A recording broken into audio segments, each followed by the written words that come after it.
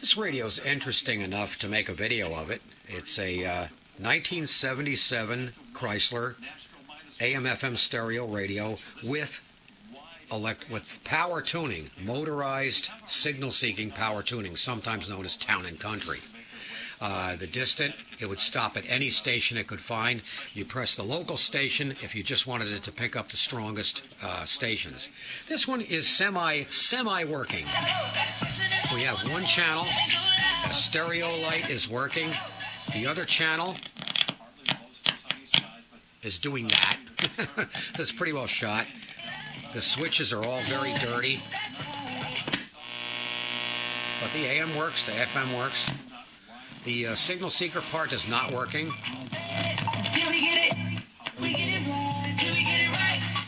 Yeah, the motorized tuning does not work. When you press the button, nothing happens at all. It may even be because my power supply doesn't have enough current. These things are pretty hungry. What's interesting about this radio is in 1977, 90% of the cars that came out of Detroit had AM-only radios. FM was still an expensive option, even in those years. And this was probably out of a Chrysler Imperial. However, the design of Chrysler radios, they'll fit any model.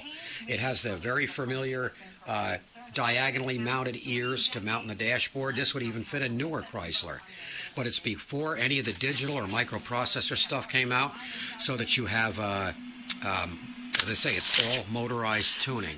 And we'll take a look at the inside of this thing here after I kill it. Kill it before it spreads. There we go. You have your typical car radio tuning where you have a clutch here. The motor's over in here. The clutch disengages right here so that when you push one of the mechanical push buttons in, it disconnects the clutch. As you can see, the clutch move a little bit. And then the needle will move manually. And then if you press the local or distant button, the motor takes over and it tunes the radio automatically by motor drive. You notice that the chassis in this thing, the electronics are all Motorola. And as a matter of fact, there's the top cover. It's made by Motorola, Mark 7. The motor is right here. Here's the motor. Here's the relay that controls the motor operation. And you notice this thing is all American-made. And what a complicated radio. No integrated... Oh, yes, there is one integrated circuit in here. It's for the FM stereo right here. You got one IC. Everything else is all discrete components. It was an impossibly expensive radio when it was made. Very few of them survive today, so it deserves to be saved. And hopefully a car collector will want this radio when it's done. But there it is, just something interesting to show and tell. That's it.